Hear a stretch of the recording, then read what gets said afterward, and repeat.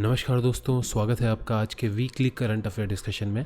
आज की तारीख है सितंबर 13 और सितंबर 6 से लेकर के सितंबर 13 तक का जो करंट अफेयर हमने डिस्कस किया है, बेसिकली न्यूज़पेपर में से ही ये सारी चीज़ें क्वेश्चन होंगे। 10 क्वेश्चन इंक्लूड होंगे। आइए स्टार्ट करते हैं। और आपको बता दूं, मैं टेलीग्राम पे अवेलेबल होगा इसकी PDF पूरी, तो आप वहाँ से डाउनलोड कर सकते हैं।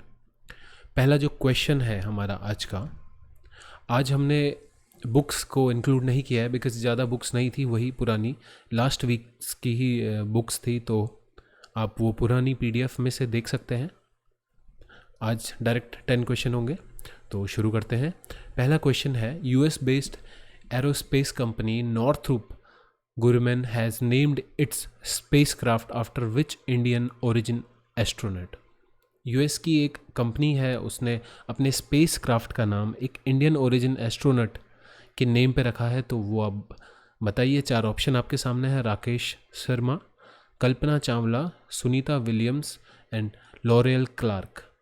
तो ये आपको बताना है कि इसमें से करेक्ट आंसर क्या है। तो अगर आपने ये न्यूज़ में सुना होगा तो अभी तक आपने अपना आंसर सोच लिया होगा। तो इसका करेक्ट आंसर है Kalpana Chawla. Next question, India signed acquisition and cross servicing agreement, that is ACSA, with which country? India ने अभी रिसेंटली ये साइन किया है और न्यूज़ में भी है, और जिस कंट्री के साथ साइन किया है उसके साथ इंडिया ने कुछ और एग्रीमेंट जिसमें की बात की गई है नेवल एक्सरसाइज से, नेवल मिलिट्री एक्सरसाइज से एंड आर्मी का कोऑर्डिनेशन से लेकर के कि दोनों कंट्रीज़ कोऑर्डिनेट करेंगी, उस कंट्री के साथ साइन किया गया है। तो आपके ऑप्शंस हैं Japan, France, Russia and Germany. अगर आपने इसका सही आंसर सोच लिया है तो इसका करेक्ट आंसर है जापान। और जापान के साथ अभी इंडिया ने करंटली कुछ वार्तालाप किया है जिसमें मेन बात मिलिट्री से रिलेटेड हुई है, और ये कहा गया है कि जापान और इंडिया साथ में मिलकर नेवल एक्सरसाइजेस आगे करेंगे और अच्छी तरीके से कोऑर्डिनेट करेंगे, आर्मी से रिलेटेड चीज़ें करेंगे जिससे कोऑर्डिनेशन बने, एक बॉन्डिंग स्ट्रॉन्ग हो। तो ये acquisition and cross servicing agreement भी जापान के साथ ही हुआ है। जापान के साथ एक एक्सरसाइज और होती है, वैसे तो आप लोगों को पता होगा बट फिर भी मैं याद दिला दूं, मालाबार एक्सरसाइज, जिसमें USA भी एक पार्ट होता है। एंड ये ट्राइलेटरल एक्सरसाइज होती है इंडिया, USA एंड जापान की, जिसमें ऑस्ट्रेलिया अभी जुड़ना चाहता है एंड मे बी फ्यूचर में जुड़ जाए, तो ये क्वाड एक्सरसाइज हो जाएगी। Next question, Westminster democracy model is developed in which country. अभी रिसेंटली 2-3 दिन पुरानी ही न्यूज़ में कुछ आया था, तो हमने इस डेमोक्रेसी के जो मॉडल है उसको डिस्कस किया था। तो अगर आपको ये पता है कहाँ से लिया गया है तो आप अपने ऑप्शंस माइंड में सोच सकते हैं। पहला ऑप्शन है England, second USA, third France, fourth Russia. इसका करेक्ट आंसर है इंग्लैंड। देखिए, जो ये वेस्टमिंस्टर मॉडल होता है, ये वो सिस्टम है जो अभी इंडिया में चल रहा है। इट मीन्स डेमोक्रेसी का वो मॉडल जिसमें गवर्नमेंट बनाने में पीपल का डायरेक्ट इन्वॉल्वमेंट नहीं होता है। इट मीन्स हम अपना प्राइम मिनिस्टर खुद अपॉइंट नहीं कर सकते हैं, हम अपना कोई कैबिनेट का मिनिस्टर खुद अपॉइंट नहीं कर सकते हैं। वो चीज़ आप समझिए, आसान भाषा में मैं आपको समझा रहा हूँ। हम सिर्फ विधायक और MLA, जिन्हें MLA का कहते हैं, मेंबर ऑफ लेजिस्लेटिव असेंबली, उनको हम अपॉइंट करते हैं। अपने अपने एरिया से हम विधायक के लिए वोट देते हैं एंड विधायक लोकसभा में जा कर के अपॉइंट करते हैं। जिस भी पार्टी के ज़्यादा विधायक होंगे वो पार्टी जीती हुई मानी जाती है और उसी का एक प्रधानमंत्री बना दिया जाता है। यही चीज़, इसी मिनिस्ट्री मॉडल को कहा जाता है वेस्ट मिनिस्टर मॉडल। डेमोक्रेसी का ये मॉडल है और ये डेवलप किया गया था इंग्लैंड में।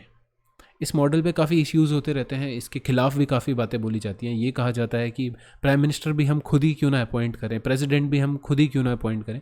तो वो एक लंबी बहस है, बट इस मॉडल को जानना भी ज़रूरी है।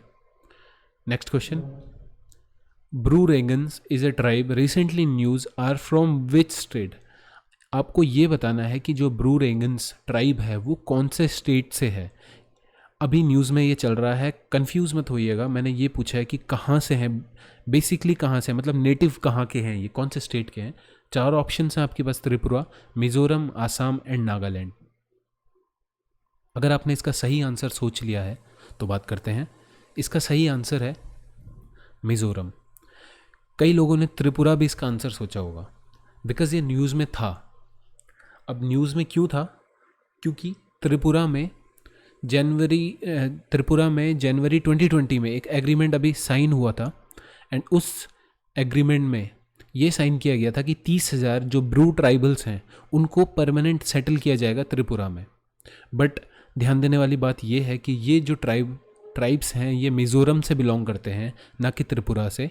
और ये 1997 यानी 1997 से ये त्रिपुरा में एज ए रिफ्यूजी रह रहे थे, और अब फाइनली जनवरी 2020 में इनके को यहाँ पे परमानेंट सेटलमेंट मिला है 30,000 ब्रू ट्राइबल्स को, जो कि साइन हुआ था त्रिपुरा गवर्नमेंट के बीच में, state government Tripura, Mizoram state government, and इसको होम मिनिस्टर अमित शाह जी ने एक बीच में रिप्रेजेंटेटिव बने थे वो, और ब्रू रेंगन जो ट्राइब है उसके रिप्रेजेंटेटिव, इन सब ने मिलकर ये साइन किया था अमित शाह जी की मौजूदगी में। बात न्यूज़ में इसलिए आई थी बिकॉज़ त्रिपुरा की अब जो वहाँ पे पॉपुलेशन है वो थोड़ा इश्यूज़ रेज़ कर रही है कि यहाँ पे इतनी आबादी में ये आ गया है।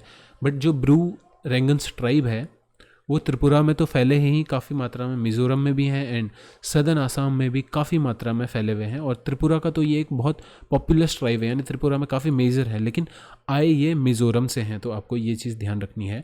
ये अलग इसलिए भी हैं बिकॉज़ ये बिल्कुल डिफरेंट है, एथनिकली डिफरेंट है मिज़ो ट्राइब से, और इनकी अपनी एक अलग लैंग्वेज है। और इनकी लैंग्वेज 21 स्केड्यूल ट्राइब लैंग्वेजेस, जो कि त्रिपुरा के स्केड्यूल ट्राइब लैंग्वेज है, उसमें से एक है।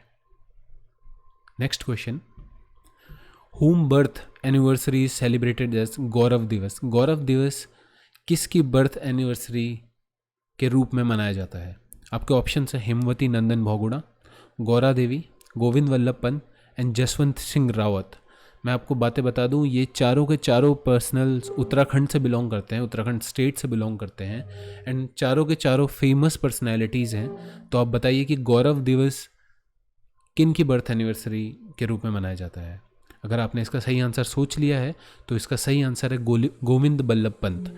गोविंद बल्लभ पंत जी की अभी बर्थ एनिवर्सरी थी 10 सितंबर को, और गौरव दिवस इनके योगदान को देख करके, इनकी उस टाइम पे जिस समय भारत की आज़ादी में भी इन्होंने बहुत एक अमूल्य योगदान दिया है और की प्लेयर रह चुके हैं ये उस समय, तो इनके बर्थ एनिवर्सरी को एज ए गौरव दिवस के रूप में मनाया जाता है। इनके नेम पे कई यूनिवर्सिटीज़ हैं, जैसे गोविंद बल्लभ पंत इंजीनियरिंग कॉलेज है पौड़ी गढ़वाल में, जो कि गवर्नमेंट कॉलेज है। सोशल साइंस इंस्टीट्यूट है इलाहाबाद में, पंतनगर में एग्रीकल्चर इंस्टीट्यूट है, दिल्ली में इंस्टीट्यूट ऑफ टेक्नोलॉजी है, आर्टिफिशियल लेक भी है सोनभद्र में उत्तर प्रदेश में, और ये पहले चीफ मिनिस्टर थे उत्तर प्रदेश के। तो ये चीज़ ध्यान रखिए। और इनको भारत रत्न भी मिल चुका है 1957 में, 57 में। काफ़ी पॉपुलर लीडर थे। अच्छा, इसमें जसवंत सिंह रावत जी की भी एक बात हुई है, ये नाम भी कुछ दिन पहले न्यूज़ में था, एंड इन पे एक बुक भी आई थी, एंड बुक का नेम है महावीर। महावीर के नेम से बुक है, मैं लिख देता हूँ यहाँ पे, आज थोड़ा पेन इश्यू ना करे बस। महावीर के नेम से एक बुक है, Mahavir the soldier who never died, the soldier who never died. Okay, तो ये बुक है जसवंत सिंह रावत जी पे। ये एक काफ़ी ब्रेव सोल्जर थे जिन्होंने चाइना को उस समय 3 दिन तक रोक के रखा था अकेले। 1900 में जब चाइना के साथ युद्ध हुआ था इंडिया का, एंड उस समय 1962 की लड़ाई जब हुई थी इंडिया चाइना की, तो जसवंत सिंह रावत जी ने एक टुकड़ी चाइना की रोक दी थी 3 दिन तक। और ये कहा जाता है कि जब 3 दिन तक वो रुक गए और जसवंत सिंह रावत जी जैसे तैसे करके वहाँ पे सरवाइव कर सके और उनको रोक के रख सका, तो जब 3 दिन बाद वो सारे के सारे टुकड़ी चाइना की आई, चाइनीज़ आर्मी की, एंड उन्होंने जब देखा कि ये 1% हमारा 3 दिन तक इसने हमारा विरोध किया, 3 दिन तक हमें रोक के रखा, तो उन्हें इतना गुस्सा आया कि कहा जाता है कि इनका सर वो काट के ले गए।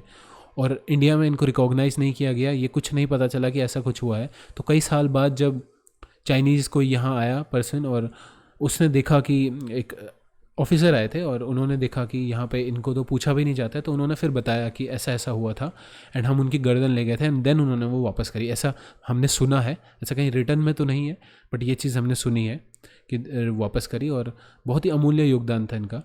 तो गौरा देवी जी भी काफ़ी फेमस हैं उत्तराखंड की। चिपको मूवमेंट अगर आपको कहीं पे भी क्वेश्चन आता है तो चिपको मूवमेंट की मुख्य कार्यकर्ता मुख्य यही थी जिन्होंने स्टार्ट किया था, और गौरा देवी इनका नेम है।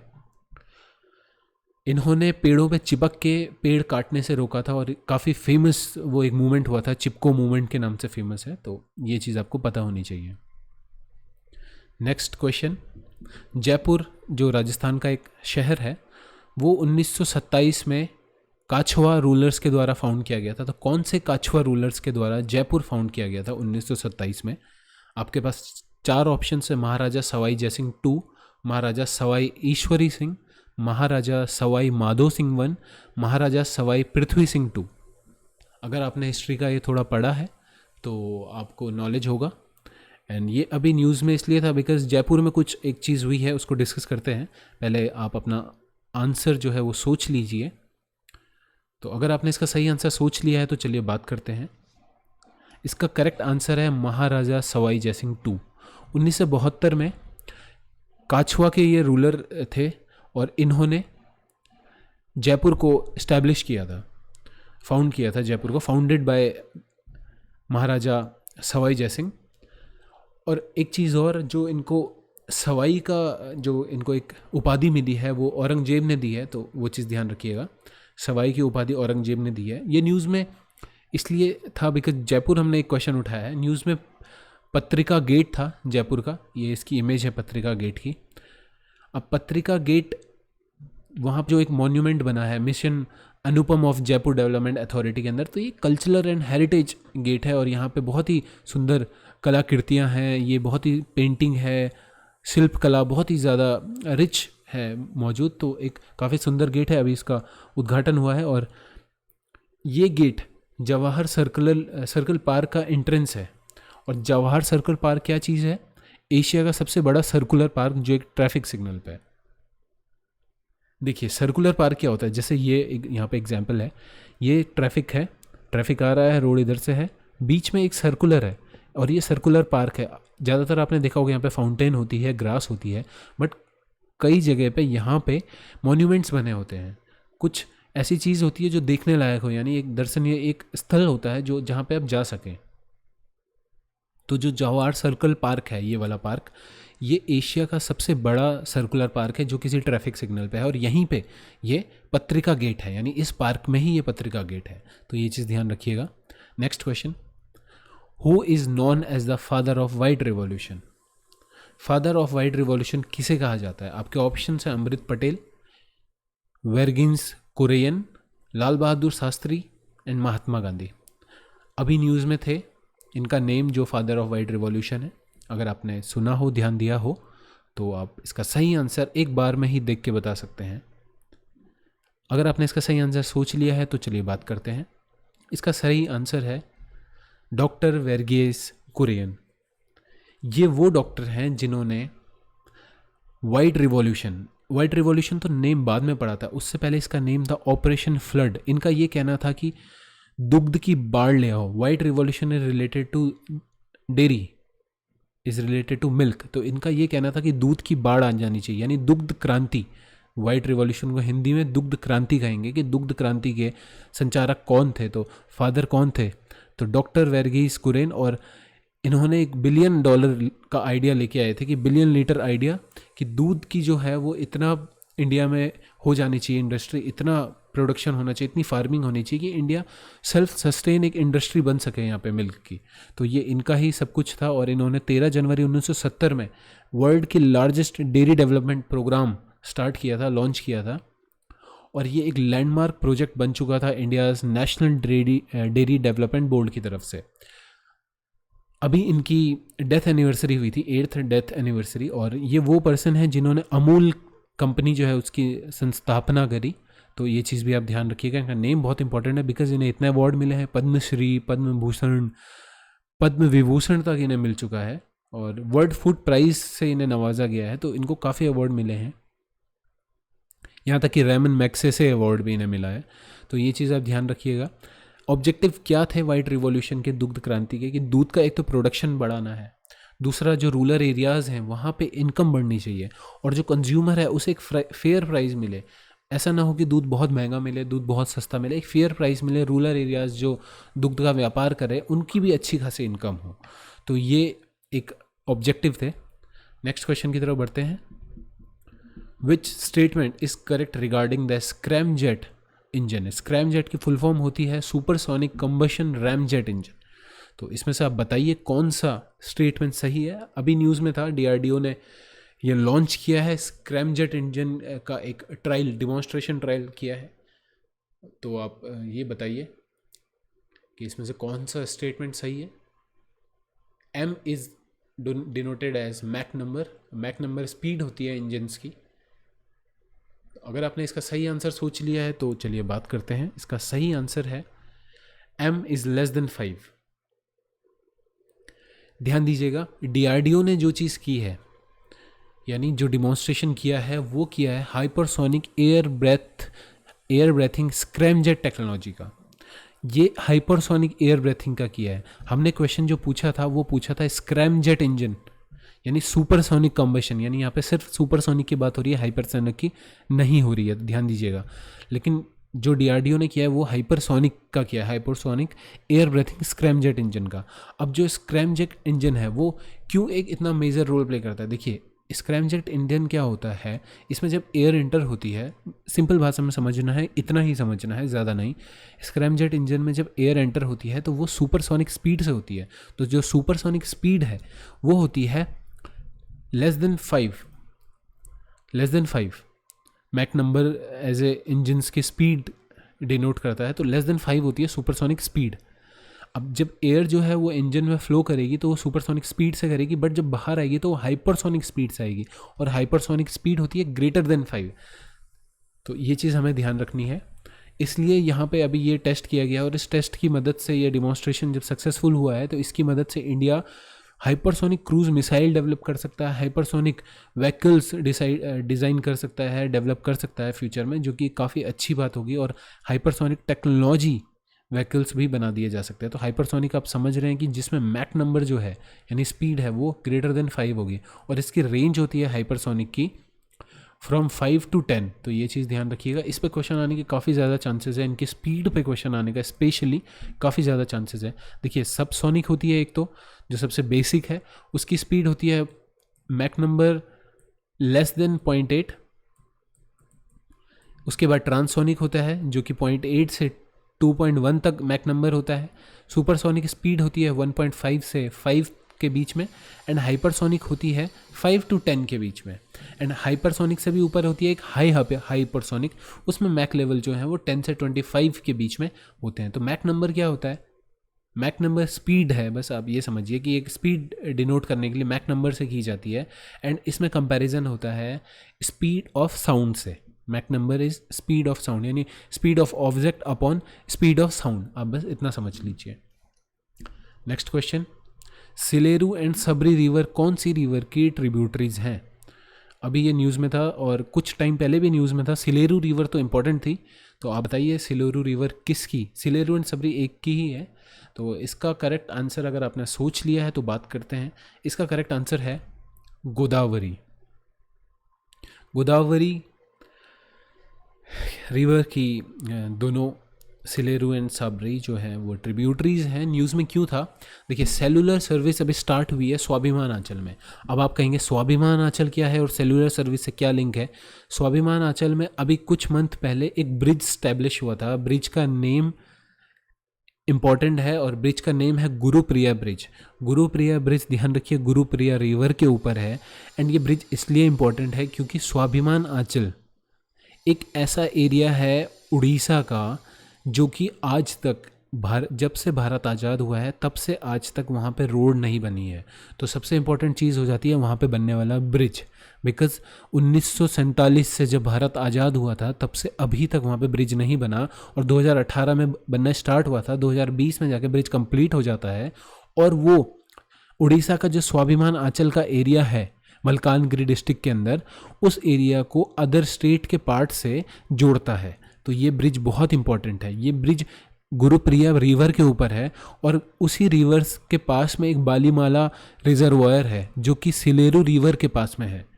तो आप चीज़ें कनेक्ट करिए, आपको आसानी होगी इस चीज़ को समझने में, और एक बार में आप इस स्वाभिमान आंचल के पूरे कॉन्सेप्ट को समझ जाएंगे।